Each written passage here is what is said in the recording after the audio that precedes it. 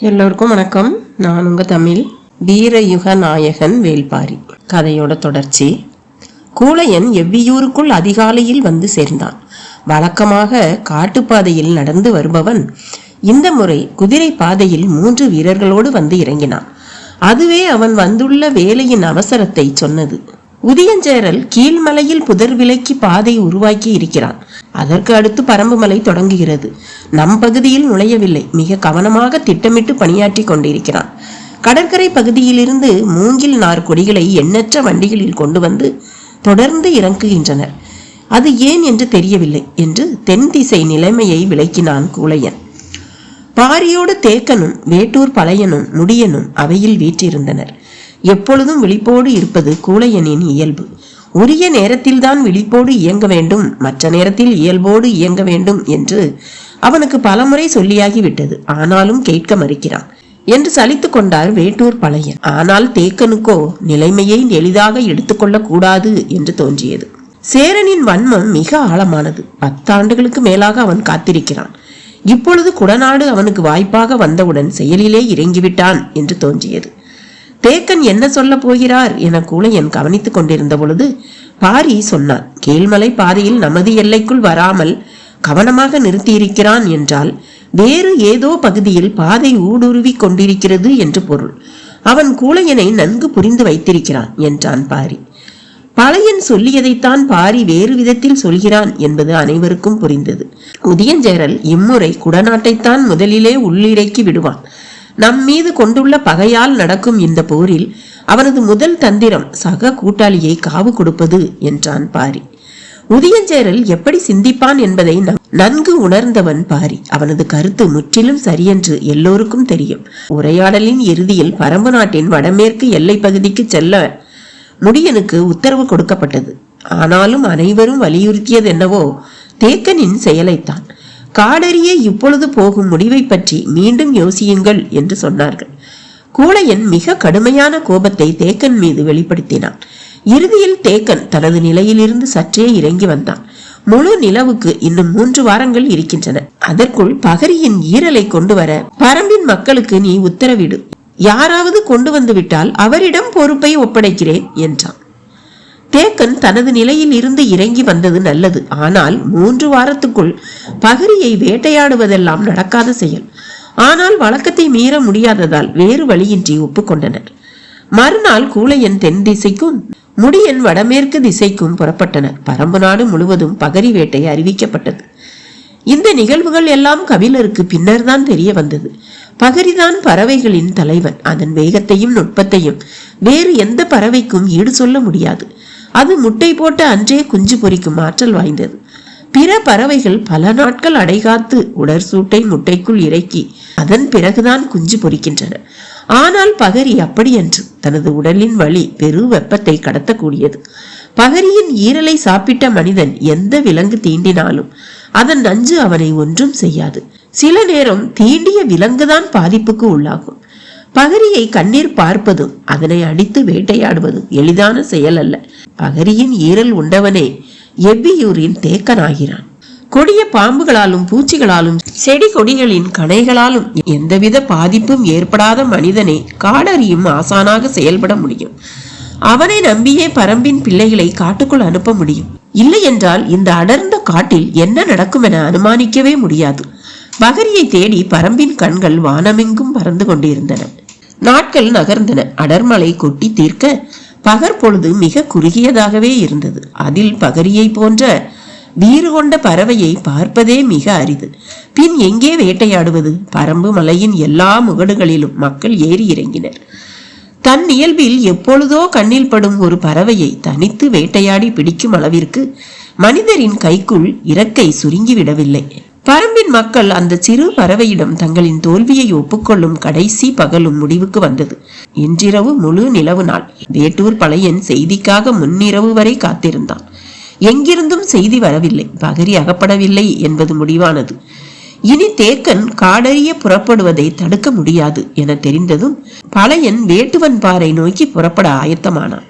முன்னிரவில் தேக்கனை கண்டு பேசினான். பிள்ளைகளை நல்லபடியாக பயிற்றுவித்து கொண்டு வா, மற்றவற்றை நாங்கள் பார்த்துக் கொள்கிறோம் என்று சொல்லிவிட்டு புறப்பட்டான். அவனோடு இளம் வீரர்களும் உடன் வந்தனர். அவர்கள் அடர்வனம் நோக்கி நடந்தனர். நள்ளிரவுக்குள் புலிவால் குகைக்கு போய்விடலாம், அங்கு படுத்தெழுந்து பயணத்தை தொடரலாம் என்பது திட்டம். பெருகி ஓடும் வைகையின் இருளகற்றி சூரிய கதிர்கள் மதுரையை எட்டி பார்க்க தொடங்கின. 2 மாத காலம் விழாக்களில் மூழ்கி கிடந்த மதுரை இன்று அதன் உச்சி நிகழ்வை காண தயாராகி கொண்டிருக்கிறது. மணமாலை சூடும் இந்த நாளுக்காகத்தான் அவ்வளவு பெரும் கொண்டாட்டங்களும் நடந்து முடிந்துள்ளன. கருங்கைவாணனின் திட்டம் துல்லியமாக நடைமுறையானது. அவனுக்கு வந்துள்ள தகவல்கள் மிக நல்ல செய்தியை சொல்லுகின்றன. இன்று பாண்டிய பேரரசின் திருநாள். இந்த நன்னாளில் பேரரசின் முன் சொல்லப்படும் முதல் செய்தியாக இது இருக்க வேண்டும் என்று அதிகாலையிலேயே பேரரசரை காண வந்துவிட்டான் தளபதி கருங்கைவாணன். பள்ளியறையை விட்டு எழுந்து வந்த பேரரசரை வணங்கி சொன்னான், நமக்கு வந்துள்ள செய்திகளின் அடிப்படையில் நம்மால் அனுப்பப்பட்டவர்கள் பச்சை மலைக்குள் வெற்றிகரமாக நுழைந்து விட்டனர். இலக்கை அடையும் காலம் நெருங்கிவிட்டது என்றான். அவனை கட்டி தழுவினார் பேரரசர். மணநாளின் மகிழ்வை மிஞ்சும் ஆற்றல் கொண்ட செய்தியை அளித்தாய் என பாராட்டி மகிழ்ந்தார். புதிய விற்பனுக்கும் தெரிவித்துவிடு, இந்த நாளின் சிறப்பை முன்பே நமக்கு சொன்ன திசைவேலருக்கும் சொல், சூழ்கடல் முதுவனுக்கும் சொல். மணவிழாவின் மகிழ்வு எல்லையற்றதாக பெருகட்டும் என்றார். வணங்கி விடை பெற்றான் கருங்கைவாணன். பள்ளியறை திரைச்சீலையை விலக்கி வெளியேறி வந்த பொற்சுவை நீராளி அரங்கத்திற்குள் நுழைந்தாள். நீள்வட்ட பளிங்கு நீர் குடுவை அவளுக்காக காத்திருந்தது. அதில் 42 நறுமண பொருட்கள் கலக்கப்பட்ட மணநீர் நிரப்பப்பட்டிருந்தது. பொற்சுவை அருகில் வந்தாள். சுற்றிலும் சேவை பெண்கள் நின்றிருந்தனர். பக்கவாட்டில் அமைந்திருந்த படிமேல் ஏறி வலதுகால் நீட்டி பெருவிரல் கொண்டு நீரினை அசைத்தாள். சிற்றலைகள் விளிம்பில் போய் முட்டி திரும்பின. அந்த நீர் அலைகளை பார்த்தபடி கால் நுழைத்து கழுத்து வரை உள்ளிறங்கினாள். நீர் மெல்லிய சூடு கொண்டிருந்தது. அதிகாலை குளிருக்கு இதம் தர இதைவிட வேறென்ன இருக்கிறது? ஆனால் உடல் தொடும் எதுவும் சுகம் தருவதாக மாறிவிடுவதில்லை அல்லவா? சிந்தித்தபடியே மேலாடையை கலற்றி இடக்கையில் நீட்டினாள். சேவை பெண் அதனை பணிந்து பெற்றுக்கொண்டாள். மணநீரின் வாசனை எங்கும் பரவி மூச்சடைக்க செய்தது. நறுமண குளியல் பழகிய ஒன்றுதான். ஆனால் யவன நறுமணங்கள் மூக்கிற்கு சற்றே கடுமையூட்ட கூடியவை. அவற்றை அதிகமாக ஊற்றி இருக்கிறார்கள் என்று தோன்றியது.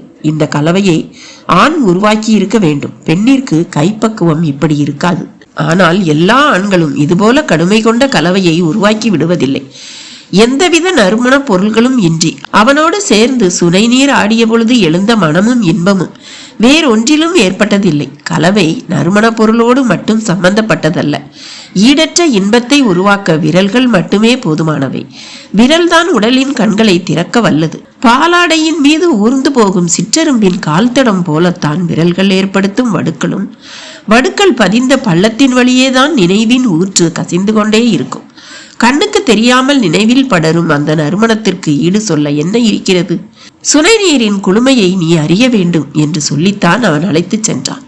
நீர் மேனியெங்கும் ஊர்ந்து போய்க் கொண்டிருந்தது. நீரோடும் பாறை சுடும் என்று சொன்னால் யார் நம்புவார்கள்? நீர் தழுவும் எனது மேனியின் சூட்டை நான் உணர்ந்த பொழுதுதான் அந்த உண்மை உரைத்தது. சிறுமணலை அள்ளி எனது கையில் கொடுத்து பூசிக்கொள் என்றான். நான் மேலெல்லாம் பூசினேன். மென்மலர் மேனியில் சிராய்வுகளையும் கீறலையும் மணல் துகள்கள் ஏற்படுத்தின. மீண்டும் நீரில் மிதந்தேன். சிற்றெரும்பு கடித்ததை போன்ற அந்த காயங்களை குளிர் நீருக்குள் உணர்ந்து கொண்டிருந்த போது அவன் நீருக்குள் இறங்கினான். மாமரத்து அடிவாரம் இருக்கும் செவ்வெரும்பு கடிப்பதை போல உணரத் தொடங்கினேன். கடி காயங்கள் காமத்துக்குள் மறைந்து கொண்டிருந்த பொழுதே புதிதாக தோன்றிக் கொண்டும் இருந்தன. சீற்றம் கொண்டு தாக்கப்படுதலின் சுவையே காயங்களை கற்றுக் கொடுத்தன.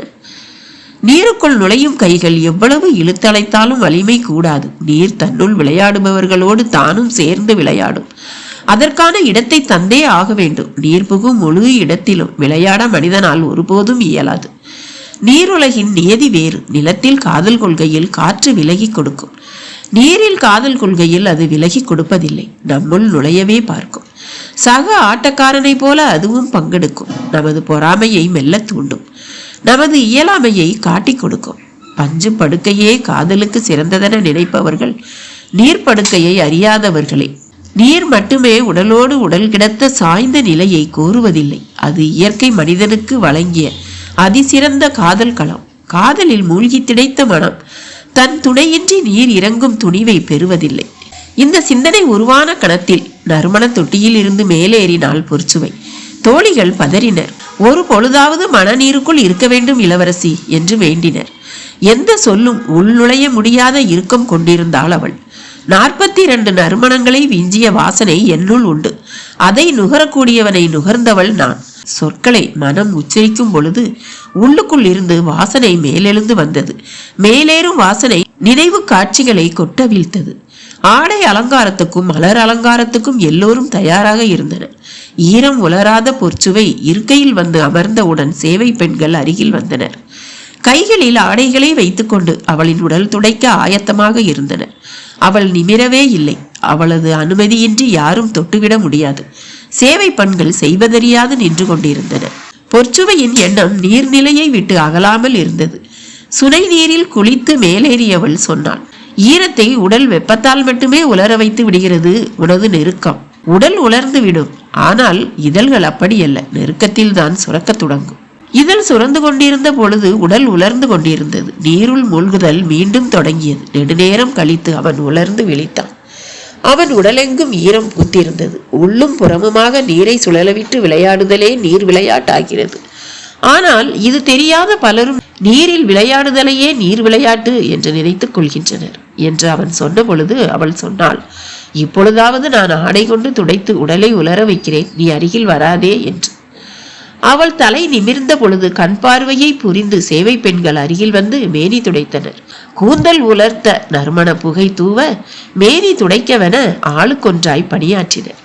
வணிகர் குல அலங்காரம் முடிவுக்கு வந்தது. பாண்டியர் குல வழக்கம் தொடங்கியது. உச்சந்தலையில் மஞ்சள் மின்னும் சூடிகையை அணிவித்தால் ஒருத்தி. அதை தொடர்ந்து சூடாமணியும் கோதைச்சரமும் சூட்டப்பட்டன. கழுத்தில் கண்டிகையும் மணியாரமும் அணிவித்தனர். அவற்றின் கீழ் தாழ்வடங்கள் நூலளவு தொடங்கி விரல் அளவு வரை கனம் கொண்டு இறங்கின. எவ்வொளியையும் உள்வாங்கி பல வண்ணமாய் வெளிக்கக்கும் செவிப்பூ சூடினர். காதுகளுக்கு ஆடகமும் வால் வளையலும் மகரவாய்க்கட்டும் முன்கை மணிக்கட்டில் தொடங்கி சுற்றி சுற்றி மேலேறி கொண்டிருந்தன. விரல்களில் மணியாளியும் இடையில் எண்வகை வடமும் சூட்டினர். அவளது கண்கள் சுகமதியை தேடின. அலங்காரம் நடக்கட்டும் என்று விலகி நின்ற அவள் பொற்சுவையின் கண்கள் தேடுவதை கண்டாள். அலங்கார பணியாளர்களை விலக்கி அருகில் வந்த சுகமதியின் காதோடு சொன்னாள், எனது உடல் திருமணத்திற்கு தயாராகி விட்டது சுகமதி என்று. தேக்கன் 11 சிறுவர்களோடு புறப்பட தயாரானான். சிறுவர்களை காடறிய அனுப்பும் நாள். எவ்வியூரின் உணர்ச்சி பெருநாள். தன் மகனை காட்டுக்கு கொடுத்தனுப்பும் பெண்களின் ஆவேசம் அடங்கா எழுச்சி கொள்ளும். குலவையொலியால் காடு கிடுகிடுக்கும். பரம்பின் தலைவன் குருதி பலி ஈந்து சிறுவர்களை அனுப்பினான். பாரியின் மனை நீங்கி குலநாகினிகளின் முன்வந்து அமர்ந்தனர் சிறுவர்கள். உடல் வலுவிலும் வயதிலும் மூத்தவளான கீதானி முன்னிருந்தாள். குறுங்கட்டி, முடிநாதன், அவுதி, மடுவன், இளமன் என வரிசையாக இருந்தனர். வயதில் மிகச் சிறியவன் அளவன்தான். ஆனாலும் அவனின் வேகம் இணை சொல்ல முடியாது. எல்லோருக்கும் குலநாகினி பச்சிலை சாறு கொடுத்தாள். குடித்து முடித்தனர். அதன் பின் கீதானியை உள் தாழ்வாரத்துக்குள் அழைத்து சென்றனர். குலநாகினி சிறு குடுவை ஒன்றை எடுத்து வந்தாள். அதன் உள்ளே மிக கெட்டியான வடிவில் ஏதோ இருந்தது. மலைவேம்பின் இலையை பறித்து வைத்திருந்தனர். அந்த இலையை குடுவைக்குள் நுழைத்தாள். அதன் சாறு இலையில் படிய அவ்விலையை கையில் எடுத்தாள். கீதானியின் நாக்கை நீட்டச் சொன்னாள். அவன் ஆ என வாயை பிளந்து நாக்கை நீட்டினான். போதாது என்று சொல்லி தலையை மறுத்து ஆட்டினான். இன்னும் வாய் பிளந்து நாக்கை நீட்டினான். மீண்டும் மறுத்து தலையை ஆட்டினான். இன்னும் முயற்சித்தான். வாயோரத்து தசை கிழிந்துவிடும் போல இருந்தது. அடித்தாடை வலித்தது. இன்னும் நாக்கை நீட்டு என்று சொல்லிக்கொண்டே அந்த இலையை சாரோடு எடுத்து கண்ணிமைக்கும் நேரத்தில் அடிநாக்கில் வைத்து இரு கைகளாலும் வாயை இழுத்து மூடி பிடித்து கொண்டான். மற்ற நாகினிகள் அவனது கையை பிடித்து கொண்டார்கள். அவன் பல்லை கடித்து துடித்து துள்ளினான். ஏதேதோ செய்து பார்த்தான். சிறு சத்தம் கூட வெளிவராத அளவிற்கு வாய் தாடையை அடைத்து அமுக்கி இருந்தாள் குலநாகினி. தாழ்வாரத்தின் வெளியில் நின்றிருந்த மற்ற சிறுவர்களுக்கு உள்ளே ஒருவன் துடியாய் துடிப்பது சிறிதும் தெரியாது.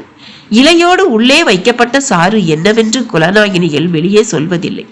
செடி கொடிகளில் விளையும் மொத்த கசப்போ கலக்கப்பட்ட சாறு என்று சிலர் கருதுகின்றனர்.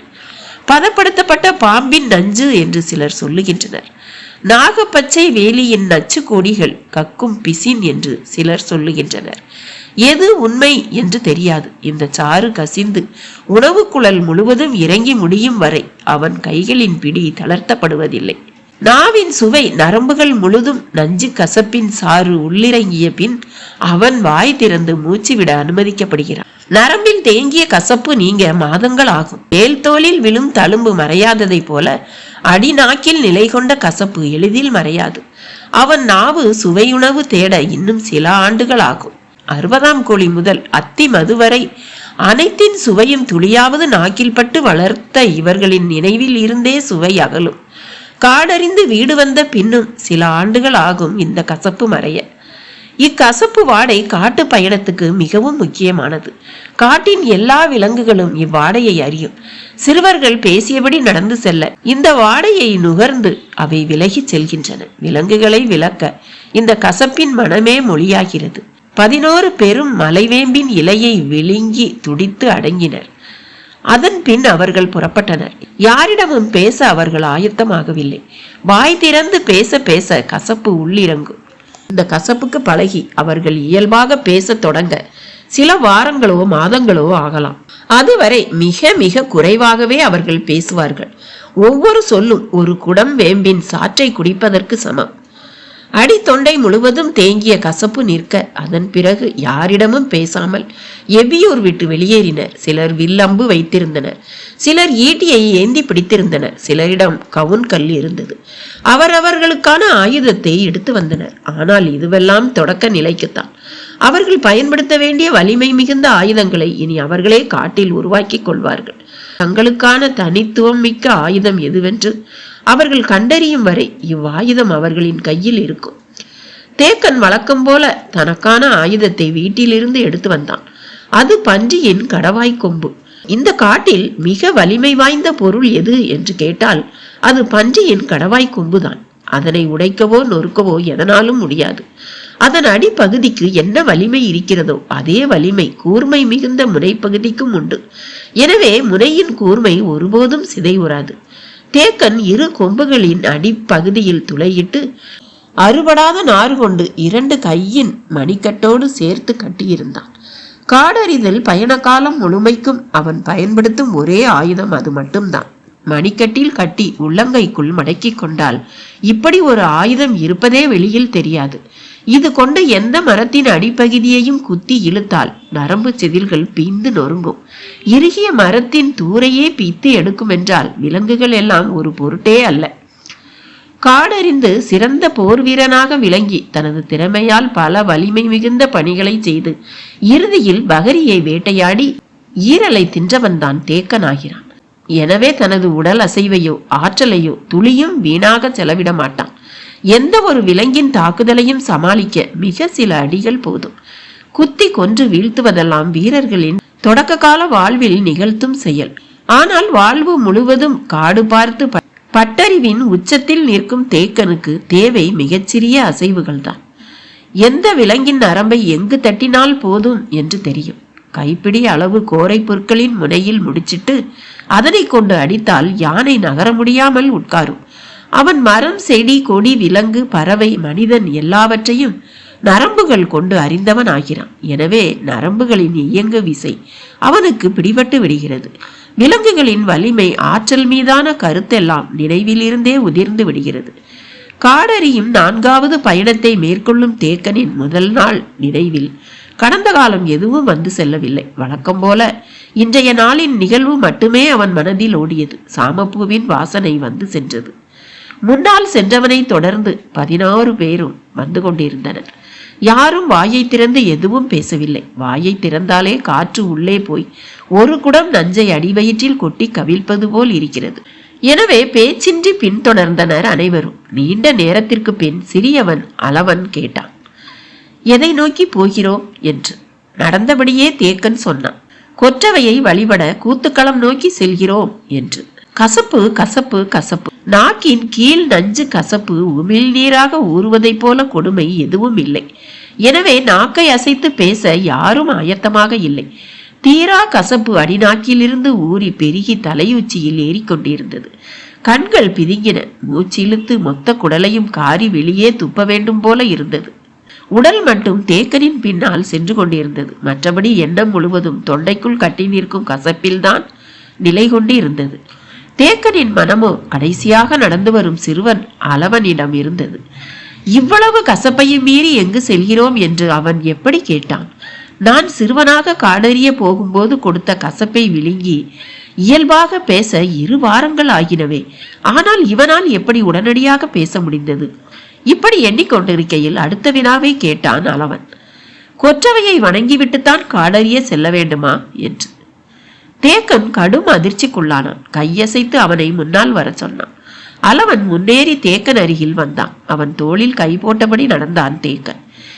ஏன் விடை சொல்லாமல் வருகிறார் என்று அளவனுக்கு தோன்றியது. தேக்கனின் மனம் சொல்லுக்காக திண்டாடியது. எப்படி கேட்பது என சிந்தித்தபடியே கேட்டான். கசப்பு உனக்கு போதவில்லையா என்று. பெரும் கசப்பாகத்தான் இருந்தது. அப்பப்பா, இவ்வளவு கசப்பா கொடுப்பார்கள் என்றான் சிறுவனுக்கே உரிய வேகத்தோடு. தேக்கன் உறைந்து நின்றான். எவ்வளவு பெரும் சொல்லை மிக இயல்பாக பேசிக் கொண்டிருக்கிறான். தேக்கன் நின்றவுடன் மற்றவர்களும் அப்படியே நின்றனர்.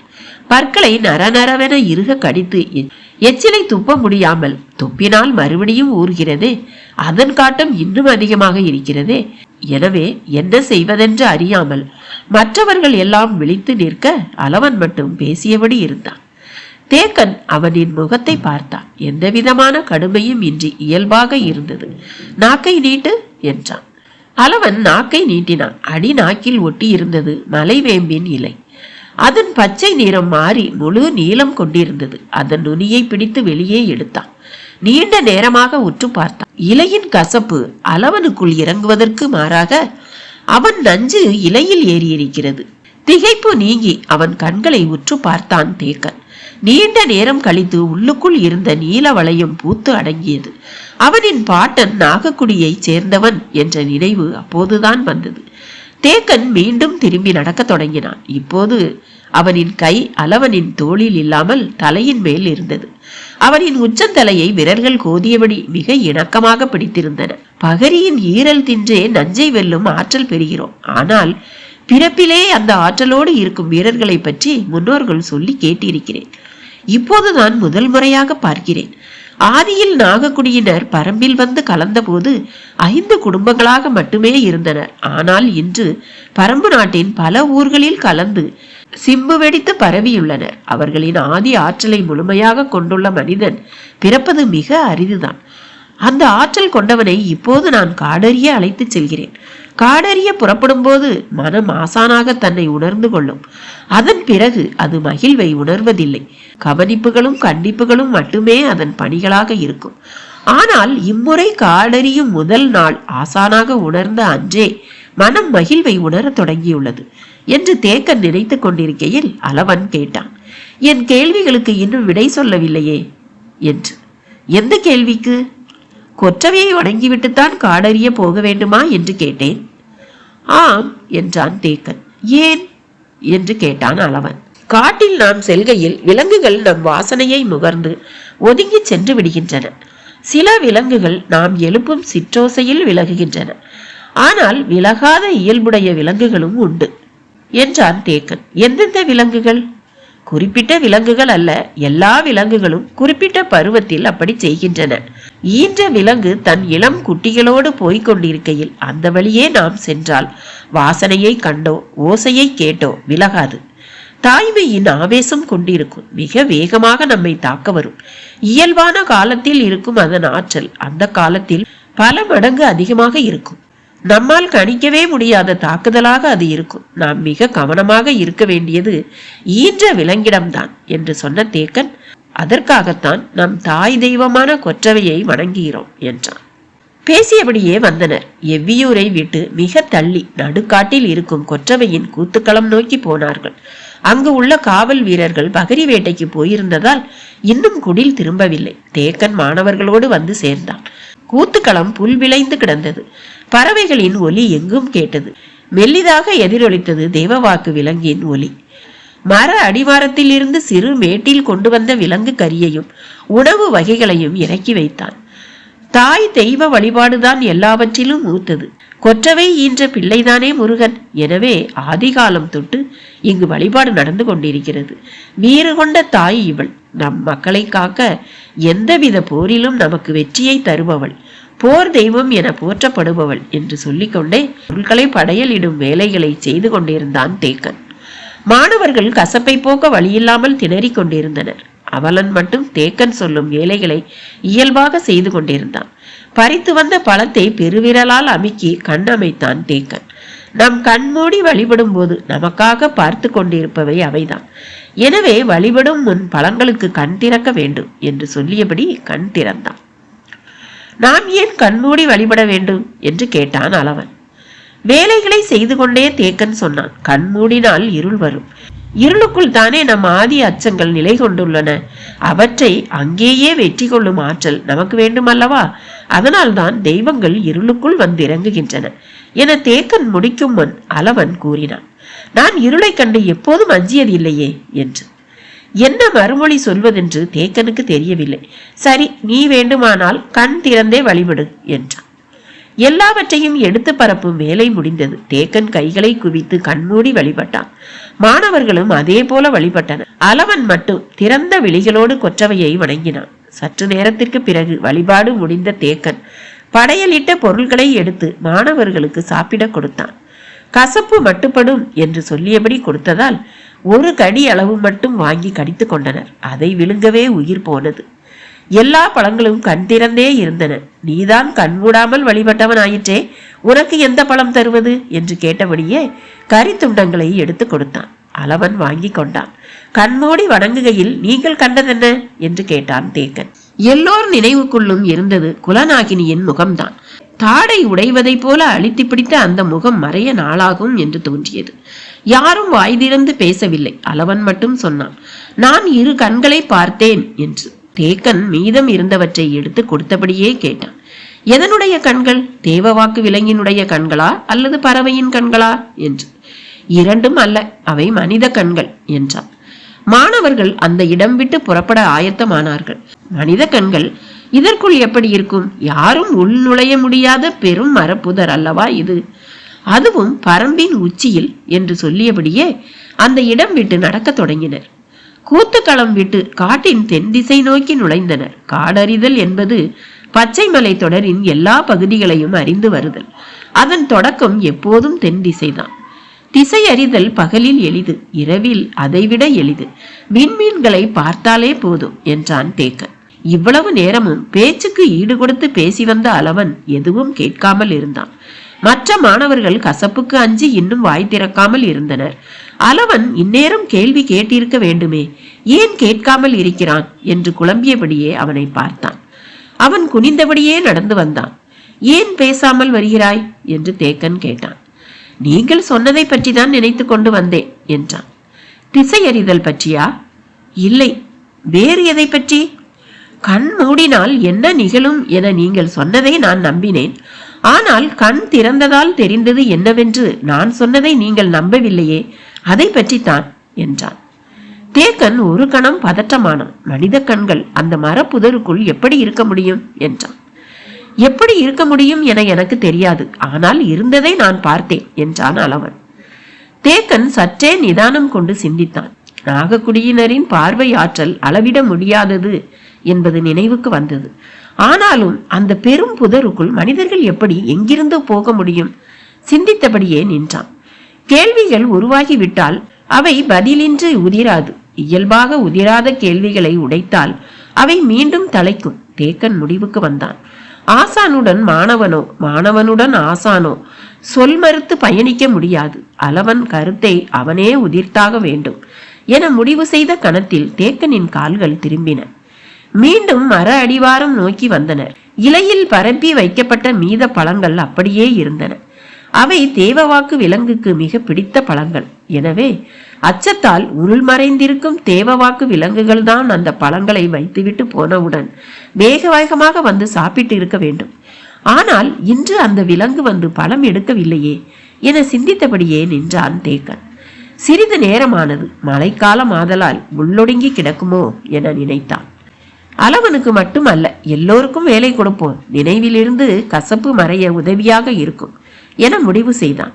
குறிப்பிட்ட இடைவெளியில் எல்லோரையும் மரப்புதருக்குள் போக சொன்னான் தேக்கன். உள்ளே போகும்போது கொடிகளையும் சிறு கொம்புகளையும் வளைத்து ஒன்றோடு ஒன்று முடிச்சிட்டு கொண்டே போங்கள். அப்போதுதான் சரியான வழி பார்த்து வெளிவர முடியும். இல்லை என்றால் வெளியே வர திசை தெரியாமல் மாட்டிக்கொள்வீர்கள். இந்த மரப்புதர் எவ்வியூரின் பாதி அளவு பரப்பு கொண்டது. எனவே கவனமாக போய் திரும்ப வேண்டும் என்றான். நான் சீல்கை அடித்ததும் சென்ற வழியிலேயே வெளியேறுங்கள் என்றான். மாணவர்கள் கவனமாக கேட்டனர். ஒருவேளை வெளிவர முடியாத சிக்கலில் நீங்கள் மாட்டிக்கொண்டால் சீல்கையொலி எழுப்புங்கள், நான் உள்ளே வந்து விடுகிறேன் என்றான். கசப்பில் இருந்து எண்ணங்கள் மாறி உள்ளே நுழைவதை பற்றி சிந்திக்க தொடங்கினர். ஒவ்வொருவருக்கும் ஒவ்வொரு வழியை காண்பித்தான் தேக்கன். ஆசானின் முதல் பயிற்சி தொடங்கிவிட்டது என்பதை புரிந்து கொண்டனர். இதை சிறப்பாக செய்ய வேண்டும் என்ற எண்ணம் அவர்களை இயக்க தொடங்கியது. மரம் விலக்கி உள்ளே நுழைந்தனர். சிலருக்கு எளிதாக உள் நுழையும்படி இடைவெளி இருந்தது. சிலருக்கு உள்ளே நுழைவதே கடினமாக இருந்தது. ஆனாலும் அனைவரும் உள் நுழைந்தனர். அளவன் எந்த இடத்தில் மனித கண்களை பார்த்ததாக சொன்னானோ அதை நோக்கி உள்ளே செல்ல அனுப்பப்பட்டான். அவர்கள் செடி கொடிகளை விலக்கி உள்ளே நுழையும் ஓசை கொஞ்சம் கொஞ்சமாக உள்ளொடுங்கி போய்கொண்டிருந்தது. கார்காலம் ஆதலால் செடி கொடிகளின் அடர்த்தி மிக அதிகமாக இருந்தது. எனவே நுழைந்த சிறிது நேரத்திலேயே பார்வையிலிருந்து மறைந்தனர். தேக்கன் வெளியில் இருந்தபடி மரக்கூட்டத்தை சுற்றி வந்து கொண்டிருந்தான். இந்த முறை பயிற்சி ஏன் உன்னுள்ளிருந்து தொடங்குகிறது என மனம் கொற்றவையிடம் கேட்டுக்கொண்டிருந்தது. நேரம் செல்ல செல்ல தான் எடுத்த முடிவு சரிதானா என்ற வினா எழத் தொடங்கியது. அளவன் பார்த்தது மனித கண்கள் அல்ல என்று அவனை நம்ப வைக்க எல்லோரையும் உள்ளே அனுப்பி இருக்க வேண்டுமா என்றும் தோன்றியது. உள்ளிருந்து பறவைகள் கலையும் ஓசை அவ்வப்போது கேட்டது. தேக்கன் வெளியே காத்திருந்தான். காவல்குடி வீரர்கள் இங்கு இருந்திருந்தால் இந்த சிக்கலே இல்லை. அவர்கள் பகரி வேட்டைக்கு போய் இன்னும் ஏன் திரும்பாமல் இருக்கிறார்கள்? இந்த வினாக்கள் நிற்காமல் எழுந்து கொண்டே இருந்தன. தான் எடுத்த முடிவின் மீது இவ்வளவு மறுசிந்தனை இதுநாள் வரை வந்ததில்லை. இப்போது வருகிறது. வயதானால் உறுதிப்பாடு அதிகரிக்கத்தானே வேண்டும். எண்ணங்கள் ஓடியபடி இருக்க பொழுதும் கடந்து கொண்டிருந்தது. உள்ளே சென்றவர்களை வெளியேறி வர சொல்லலாம் என்று தோன்றியது. குறுங்கட்டிதான் முதலில் உள்ளே போனவன். அவன் போன இடத்திலிருந்து முதல் சீல்கையொலியை எழுப்பினான் தேக்கன். அடுத்து ஒவ்வொரு மாணவரும் உள்ளே நுழைந்த இடத்திலிருந்து சீல்கை அடித்தான். சீல்கையொலி ஈட்டி போல சில்லென காற்றில் பாய்ந்து செல்லக்கூடியது. அதுவும் தேர்ந்தவனின் அடிநாக்கிலிருந்து கிளம்பும் ஒலி மலைமுகட்டுக்கு கூட கேட்கும். தேக்கன் மிகவும் கட்டுப்படுத்தி குறிப்பொலியாக அதை பயன்படுத்தினான். சீல்கையொலியை பல்வேறு முறையிலும் ஏற்ற இறக்கத்துடன் பயன்படுத்தி பழக்கியவன் அவன். மாணவர்கள் திரும்பும் ஓசை எதுவும் கேட்கிறதா என கவனித்தபடி இருந்தான். அவர்கள் அதிக தொலைவு உள்ளே நுழைந்து விடவில்லை. 3 பனை தொலைவை கூட கடந்திருக்க வாய்ப்பில்லை. எனவே வேகமாக வந்து விடுவார்கள் என காத்திருந்தான் தேக்கன். பறவைகள் கலையும் ஒலியும் பிற ஒலிகளும் கேட்டபடி இருந்தன. மாணவர்களின் சீல்கையொலி எதுவும் கேட்காததால் ஆபத்து எதுவும் இல்லை என்பது புரிந்தது. தேக்கனின் கண்கள் வழிபார்த்து காத்திருந்தன. குறுங்கட்டிதான் முதலில் வெளியே வந்தான். மேலெல்லாம் செடி கொடிகள் சுற்றி கிடந்தன. எல்லாவற்றையும் இழுத்து பீத்து கொண்டிருந்தான். அடுத்து சிறிது நேரத்தில் மடுவன் வந்தான். மேல் மூச்சு கீழ் மூச்சு வாங்கியது. அவனை தொடர்ந்து அவதி வந்தான். ஒருவர் பின் ஒருவராக வெளிவந்தனர். 8வது ஆளாக அளவன் வந்தான். இன்னும் 3 பேர் வெளிவர வேண்டி இருந்தது. அளவன் சொல்ல ஒன்றும் இருக்காது என தேக்கனுக்கு தெரியும். ஆனால் வெளிவர வேண்டிய 3 பேரை நோக்கியே அவன் கவனம் கொண்டிருந்தான். அவர் கேட்காததினாலேயே புரிந்து கொண்டார் என்பது அளவனுக்கும் தெரிந்தது. அவன் எவ்வளவு முயன்றும் உள்ளுக்குள் யாரும் தட்டுப்படவில்லை. உடலில் அங்கும் இங்கும் கிளிபட்டாலும் உள்ளுக்குள் சிக்கி கொண்டால் இரவெல்லாம் அங்கேயே கிடக்க வேண்டியதாக இருக்கும். பொழுதுக்குள் வெளியேறி வந்தது எல்லோருக்கும் மகிழ்ச்சியை தந்தது. சற்று நேரம் கழித்து இளமன் வந்தான். அவனை தொடர்ந்து முடிநாகன் வந்தான். மூத்தவனான கீதானியை தவிர எல்லோரும் வந்துவிட்டார்கள். பொழுதாகி கொண்டிருந்தது. கீதானி உள்ளே நுழைந்த இடத்தில் நின்று புதருக்குள் உற்று பார்த்து கொண்டிருந்தான் தேக்கன். வருவதற்கான ஓசை எதுவும் கேட்கவில்லை. தேக்கன் சற்றே புதர் விலக்கி உள்ளே பார்த்தான். இடைவெளியற்று இருப்பதால் எதுவும் தெரியவில்லை. மீண்டும் ஒருமுறை சீல்கை அடித்தான். மாணவர்கள் எல்லோரும் தேக்கனை உற்று கவனித்துக் கொண்டிருந்தனர். நேரமாகி கொண்டிருந்தது. தேக்கனின் முகக்குறிப்பு மாறத் தொடங்கியது. இன்னும் சற்று நேரத்தில் பொழுது மறைந்துவிடும். அதற்குள் அவன் வெளிவந்தால்தான் உண்டு. வர முடியாவிட்டால் அவன் சீல்கை அடித்திருப்பானே, ஏன் அடிக்காமல் இருக்கிறான்? ஒருவேளை விலங்கால் கடுமையாக தாக்கப்பட்டு இருப்பானோ? என்ன செய்வது? நாம் உடனே உள்ளே போகலாமா? உள்ளே போனால் எவ்வளவு தொலைவு போவது? இருட்டிவிட்டால் வெளியே புதர்களுக்கிடையில் விழுந்து கிடப்பவனை தேடுவதே கடினம். இந்த அடர் புதருக்குள் எப்படி தேட முடியும்? தேக்கன் முடிவெடுக்க முடியாமல் திணறினான். பறவைகள் அடையும் நேரமாகி விட்டதால் ஓசை அதிகமாகவே இருந்தது. ஆனாலும் தேக்கன் நம்பிக்கை இழந்து விடவில்லை. மாணவர்களிலேயே கீதானிதான் மூத்தவன். உடல் வலுவில் மிகச் சிறந்தவன். அவன் எளிதில் விழுந்துவிட மாட்டான் என்று தோன்றியது. ஆனாலும் அவன் ஓசை எழுப்பாமல் இருப்பதை புரிந்து கொள்ள முடியவில்லை. மனம் திணறத் தொடங்கியது. எந்த முடிவு என்றாலும் விரைவில் எடுத்தாக வேண்டும். நேரம் கடந்து கொண்டிருக்கிறது. முடிவெடுக்க முடியாத தேக்கனின் தயக்கம் நீண்டு கொண்டிருந்தது. மரங்களில் அடையும் பறவைகளின் ஓசை அதிகமாகிக் கொண்டே இருந்தது. சரி, இனியும் காலம் தாழ்த்த வேண்டாம் என்று அவன் நினைத்து கொண்டிருக்கும் போது உள்ளுக்குள் ஏதோ ஓசை கேட்பது போல இருந்தது. தேக்கன் கூர்ந்து கவனித்தான். மாணவர்களும் உற்று கவனித்தனர். உள்ளுக்குள் இருந்து செடி கொடிகளை விலக்கி நகரும் ஓசை துல்லியமாக கேட்க தொடங்கியது. அது ஒருவன் நடந்து வரும் ஓசை அல்ல, ஓடி வருபவனின் காலடி ஓசை என்பது புரிய தொடங்கியது. கீதானிதான் ஓடி வருகிறான். ஆனால் ஏன் ஓடி வர வேண்டும்? எதுவும் விலங்கு துரத்துகிறதா? அப்படியென்றால் சீழ்க்கை அடிக்கலாமே. நாம் உடனடியாக உள்ளே போய் உதவ முடியுமே. ஏன் சீழ்க்கை அடிக்காமல் வருகிறான்? பலவற்றையும் சிந்திக்கும் ஆற்றல் கொண்டவன் தானே அவன். நிதானமாக வராமல் அவசரப்பட்டு ஓடத் தொடங்கினால் செடி கொடிகளை இங்குமங்குமாக விலக்கி போகும்போது ஏற்படுத்திவிட்டு போன முடிச்சுக்களை பார்க்காமல் விட்டு விடுவோம். வழி தெரியாமல் உள்ளுக்குள்ளே சுற்ற வேண்டியிருக்கும் என சிந்தித்தபடி பதற்றத்தோடு தேக்கன் நின்று கொண்டிருந்தான். ஓசை நெருங்க தொடங்கியது. அவன் வேகம் மிகவும் கூடியது. எல்லோரும் உள்ளிருந்து கீதானி என்னவாக வெளிவரப் போகிறான் என்ற பதற்றத்தோடு பார்த்து கொண்டிருந்தனர். ஒரு கணத்தில் மர இடைவெளிகளை பிய்த்து கொண்டு வெளியே விழுந்தான் கீதானி. அவன் மேல் நூற்றுக்கணக்கான கொடிகள் சுற்றி கிடந்தன. ஓடிப்போய் சூழ்ந்தனர் மாணவர்கள்.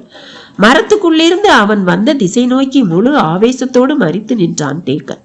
உள்ளுக்குள்ளிருந்து எந்த விலங்கு வந்தாலும் ஒரே அடியில் வீழ்த்தும் வெறி கொண்டு நின்றான் தேக்கன். வெளியில் வந்து விழுந்த வேகத்தில் ஏதோ சொல்ல வந்தான் கீதானி. கசப்பு தொண்டையில் நஞ்சாய் இறங்கிக் கொண்டிருந்தது. அதையும் மீறி தேக்கனை கூப்பிடு என்று மரத்தை பார்த்து கொண்டிருந்தவனை கை காட்டி சொன்னான். மாணவர்கள் தேக்கனை உடனே அழைத்தனர். உள்ளுக்குள் இருந்து பார்வையை விலக்காமல் அரை மனதோடு கீதானியின் அருகில் வந்தான் தேக்கன். அவனை பார்த்து மூச்சிறைக்க சொன்னான். அவர்கள் வெளியேறுகிறார்கள். தேக்கனுக்கு அவன் சொல்வது புரியவில்லை. கீதானியால் தெளிவாக பேச முடியவில்லை. உள்ளுக்குள் ஏதோ பிரச்சனை, அதை பற்றி சொல்கிறான் என்பது மட்டும் புரிந்தது. அவன் வெளியேறிய பாதையில் இருந்து ஏதோ ஒன்று வரப்போகிறது என்று தோன்றியது. கீதானியையும் மரத்தையும் மாறி மாறி பார்த்து கொண்டிருந்தான் தேக்கன். நான் சொல்ல வருவது தேக்கனுக்கு புரியவில்லை என்பது கீதானிக்கு தெளிவாக விளங்கியது. மூச்சிறைப்பை முயற்சி கொண்டு கட்டுப்படுத்தியபடி நஞ்சு கசப்பை எவ்வளவு குடித்தாலும் பரவாயில்லை என முடிவெடுத்து கத்தினான். கிழவா, அவர்கள் எதிர் திசையில் வெளியேறி ஓடுகிறார்கள் என்று. தேக்கன் அதிர்ச்சி அடைந்தான். அளவனுக்கு புரிய தொடங்கியது. சொல்லி முடித்த கீதானி கசப்பின் கொடுமையை தாங்க முடியாமல் சுற்றியிருந்த செடி கொடிகளை வாயில் போட்டு அமுக்கி கடித்தான். கண்கள் பிதுங்கி நீர் தாரை தாரையாக வழிந்து கொண்டிருந்தது. தேக்கனின் கைகள் முதல் முறையாக நடுங்கின. அவன் சொல்ல வருவதை அறிவு நம்ப மறுத்தது. ஆனால் இனியும் நம்பாமல் இருக்க முடியாது. பன்றியின் கடைவாய் கொம்பை இரு உள்ளங்கைகளிலும் இறுக்கி பிடித்தபடி மரக்கூட்டத்தின் பின்புறம் நோக்கி ஓடத் தொடங்கினான் தேக்கன். வாய் பிளந்து அவன் கத்திய ஓசையில் மரமெங்கும் இருந்த பறவைகள் படபடத்தன. நாமும் அவரை பின்தொடரலாம் என மாணவர்கள் எழுந்தபோது அவர்களின் பார்வையில் இருந்து தேக்கன் மறைந்து நீண்ட நேரம் ஆகியிருந்தது. பரம்பின் குரல் மீண்டும் ஒலிக்கும். அடுத்த பகுதியில மறுபடியும் சந்திப்போம். பாய்.